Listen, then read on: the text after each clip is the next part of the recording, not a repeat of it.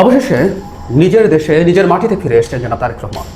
দীর্ঘ 17 বছর চাইলেও তিনি দেশে আসতে পারেননি। মানে এই যে অনেকে দীর্ঘ সময় বিদেশে থাকেন, কিন্তু এই যে বোধটা যে আমি চাইলেও যে কোনো সময় দেশে যেতে পারি না, এটা কতটা মর্মান্তিক হতে পারে, এটা ইনফ্যাক্ট শুধু তার পক্ষেই বোঝা সম্ভব। এটা আমরা বুঝতে পারি যখন তিনি দেশে এসে নামলেন বিমানবন্দর, ঢাকা বিমানবন্দর থেকে যখন বেরোচ্ছেন, তিনি হঠাৎ একটা জায়গা যেখানে ফুল গাছ লাগানো আছে ওটার মাটি স্পর্শ করতে গেলেন, খালি পায়ে ওই মাটির উপরে দাঁড়ালেন।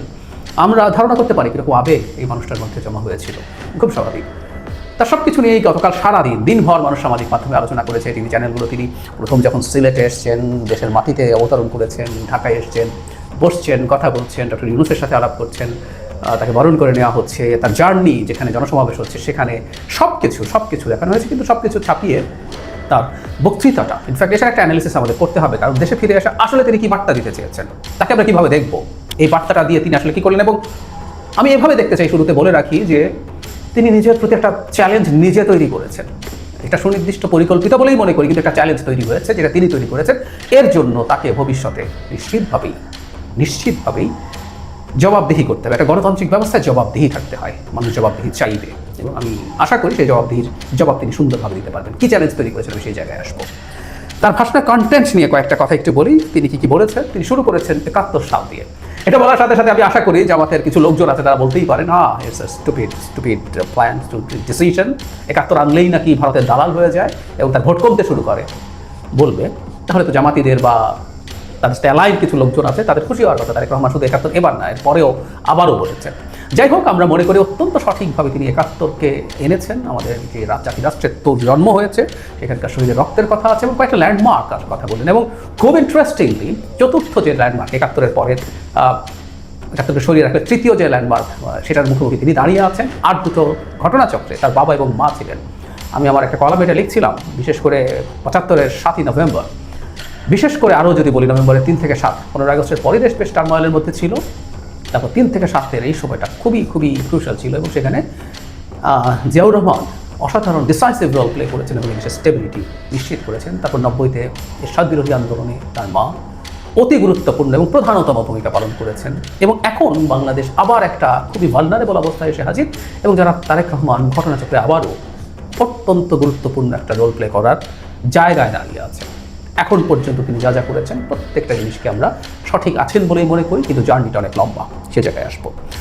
এরপর সর্বশেষে 24-এ এসছেন। 24-এও আমরা আমাদের সার্বভৌমত্ব রক্ষা করেছি, সেগুলোর কথা এসছেন। এবং তিনি সেখানে যে সবাই অকাতরে প্রাণ দিয়েছে, সব শ্রেণী পেশার মানুষ, রাজনৈতিক অরাজনৈতিক ব্যক্তিত্ব আহত হয়েছেন, তিনি শহীদ উসমান হাদির কথা এনেছেন। এবং প্রত্যেকের যে রক্তের ঋণ, প্রত্যেকের যে আহত হওয়ার ঋণ, সেটা যদি আমরা পরিশোধ করতে চাই, সেটা দেশ গড়ার মাধ্যমেই হতে পারে। তিনি এটাকেই হাইলাইট করেছেন।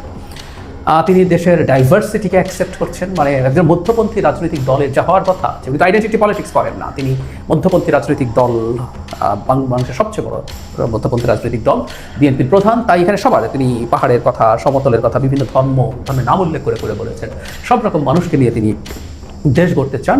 এবং কী ধরনের দেশ হবে, এটা নিয়ে আমরা ভবিষ্যতে বিএনপির নির্বাচনী ক্যাম্পেইনের একটা ছোট্ট গ্লিমস আমরা পেতে পারি। কিন্তু অনেক কিছুকে হাইলাইট করবে, কিন্তু নিরাপদ এবং স্টেবল বাংলাদেশের কথা তিনি এখানে বলছেন, শুরুর দিকে, পরেও রিপিটেডলি বলছেন। সেই নিরাপদ বাংলাদেশটা কেমন সেটাও তিনি আসলে ব্যাখ্যা করেছেন। কারণ সাম্প্রতিক সময় আমরা খেয়াল করেছি সোকল্ড বলছি, এগুলো মবও না, এগুলো পরিকল্পিত সন্ত্রাস, মবের মতো স্পন্টেনিয়াস কিছু না। এবং কিছু লোকজন আছে এইটাকে উস্কে দিয়ে নানা রকম বিশৃঙ্খলা হুজ্জতি করেছে।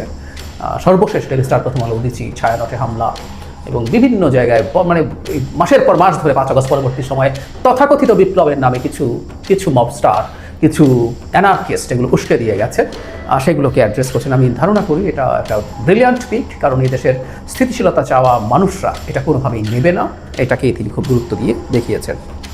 উসমান হাদির কথা বলেছেন, আগেও বলেছি, গণতান্ত্রিক অধিকার চেয়েছিলেন, সেগুলো তিনি বলছেন। আশঙ্কার কথা বলছেন যে আধিপত্যবাদী শক্তি এখনও গুপ্তচর নিয়ে বসে আছে, তাই মানুষকে সতর্ক এবং শান্ত থাকতে হবে। খুবই জরুরি, প্রভোকেশন থাকবে, এই প্রভোকেশনের বুকে শান্ত থাকা।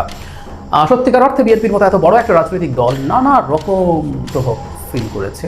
জনাব তারেক রহমানের বিরুদ্ধে অকল্পনীয় রকম অশ্লীল স্লোগান দেওয়া হয়েছে ঢাকা ইউনিভার্সিটি এবং অন্যান্য ইউনিভার্সিটিতেও, যেগুলোতে ছাত্রদল বা বিএনপির যে শক্তি আছে বাংলাদেশের টিপিক্যাল ক্ষেত্রে যা হয়, যে তারা পাল্টা ব্যবস্থা, পাল্টা কোনো সংঘাতে জড়ানোর চেষ্টা করে, কিন্তু সেগুলো ধৈর্যের পরিচয় দিয়েছে। কারণ তারা চেষ্টা করলে এখানে সংঘাত হতো এবং ছাত্রদল বা অন্যান্য দল, তার যে পুরো দলের যে শক্তি তার সামনে টেকার কথা ছিল না, কিন্তু এগুলো খুব সুচারুরূপে তারা এড়িয়ে গেছেন। তো এটা ভবিষ্যতে চর্চা থাকবে, আমরা এটা আশা রাখতে চাই।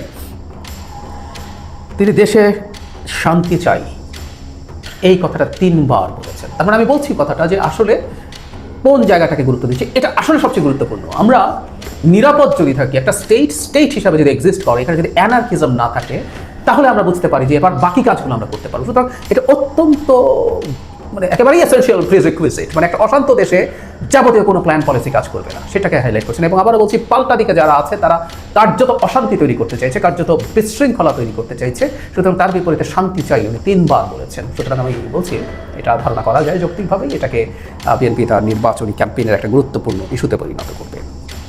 মায়ের কথা এসছে, তার মন মায়ের কাছে পড়ে আছে, খুব স্বাভাবিক। আমি বলছিলাম যে এমন একটা সময় আসলেন, মাকে মৃত্যুসজ্জায় দেখছেন, কিন্তু তার পক্ষে আসলে চুপ করে থাকার সুযোগ নেই। তিনি নিজেও বলছেন যে তার আগেই সবার কাছে যে যারা বসে আছেন এখানে, সারা দেশে যারা দেখছেন, সবার সাথে তিনি আসলে তার মত বিনিময় করতে এসেছেন, কথা বলতে এসেছেন, তারপর মায়ের কাছে যাবেন। এবং আমি এটা বলি যে মায়ের সাথে দেখা করে সেই শোকও খুব বেশি সময় তিনি নিয়ে চলতে পারবেন না। জবাবটাও তার কথা খুব চমৎকারভাবে আছে। তার মা যে জাতি জনগণের জন্য গোটা জীবন বিসর্জন দিয়েছেন, জীবনের চেয়ে বেশি ভালোবেসেছেন, তাদের কাছে তিনি ফিরে যাবেন। এটা আমাদের স্বার্থেই প্রয়োজন। আসলে আমরা আমাদের স্বার্থেই চাই তিনি ওইভাবে চলে আসুন।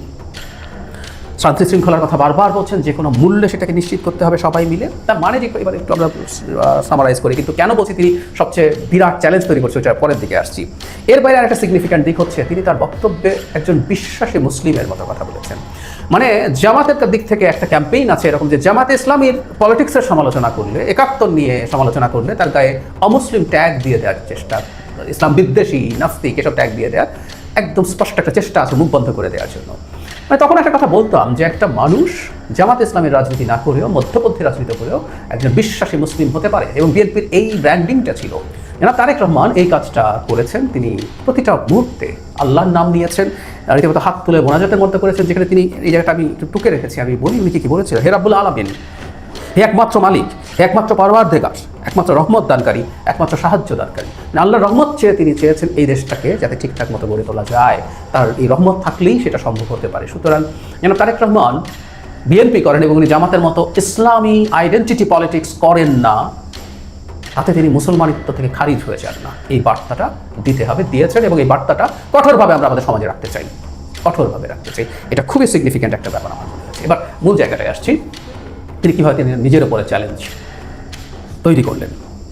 উনি মার্টিন লুথার কিংয়ের একটা বিখ্যাত speech, I have a dream, বর্ণবাদের বিরুদ্ধে যে সব মানুষ ইকুয়াল হয়ে জন্ম নেবে, ওই সময়টায় প্রচুর প্রচ্ছন্ন বর্ণবাদ ছিল, সেটাকে জনগণকে জিজ্ঞেস করে সেটার অনুকরণে বলেছেন আই হ্যাভ এ প্ল্যান।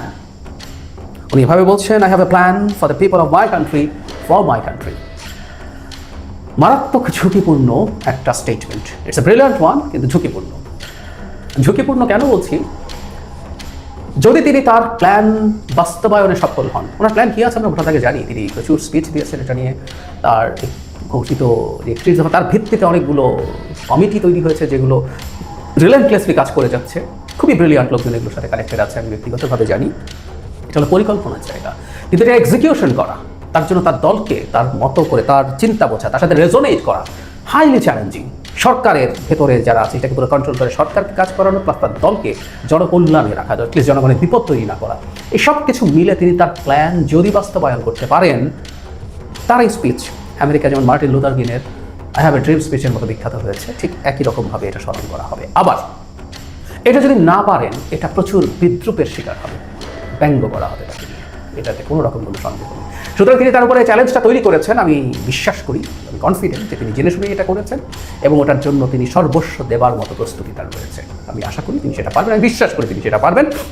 আমি সাম্প্রতিক সময়ে তার দেশে আসা নিয়ে যে কথাগুলো বলছি, আমি পত্রিকায় যে কলাম লিখছি, সেখানে এটাই বলতে চেয়েছি, আমরা পছন্দ করি বা না করি, আমরা বিএনপিকে ভোট দেই বা না দিই, আমরা তারেক রহমান যেমনই তার সরকার হোক বা না হোক, যাই মনে করি না কেন, তাকে শুভেচ্ছা জানানো, শুভকামনা জানানো দরকার। তার সাফল্য মানে আমাদের দেশ ভালো থাকা, আমাদের রাষ্ট্র ভালো থাকা, এই ব্যাপারটা আমাদের খুব ক্লিয়ারলি মাথায় রাখতে হবে বলে আমি বিশ্বাস করি।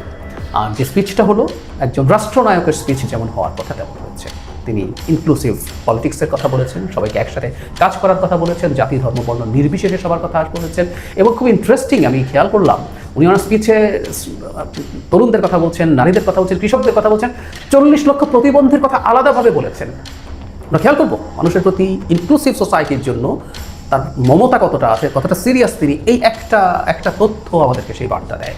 আমি নিজেও জানতাম না প্রতিবন্ধীর সংখ্যা 40 লক্ষ, আমি তার স্পিচে জানলাম, কিন্তু উনি আলাদা করে অ্যাড্রেস করেছেন। তিনি কিন্তু একটা ওয়েলফেয়ার ইকোনমির আলাপ করছেন সাম্প্রতিক সময়, স্বাস্থ্য শিক্ষা এবং সামাজিক নিরাপত্তায় কী করবেন, ওগুলো নিয়ে আমরা পরে আলোচনা করবো। সো ওই ইনক্লুসিভ একজন ট্রু স্টেটসম্যান যেরকম হওয়ার কথা, একদম ইনক্লুসিভ একটা পলিটিক্স, ইনক্লুসিভ একটা রাষ্ট্র পরিচালনার কথা তিনি বলছেন। তিনি হেট্রেড দেখাননি, এটা এখনও না। 5 আগস্ট থেকে যখন সবচেয়ে ক্ষুব্ধ অবস্থা থাকে তিনি, বেগম খালেদা জিয়া, আমরা দেখেছি কথাগুলো, অথচ কী পরিমাণ অত্যাচার তার উপরে হয়েছে, কী পরিমাণ অন্যায়ভাবে তাকে দেশের বাইরে রাখা হয়েছে, তার মা অত্যাচারিত হয়েছেন, তার ভাই একজন মানসিক অত্যাচারে মারা গেছেন। আনেননি, খুব বেশি দল নিয়ে অতি গর্ব করেননি, অন্য দলের অতি সমালোচনা করেননি, অলমোস্ট করেনি। ইনফ্যাক্ট তিনি তার কী করতে চান সেটা সামনে রেখেছেন। একজন ট্রু রাষ্ট্রনায়ক তার ভিশন আমাদের সামনে দিলেন।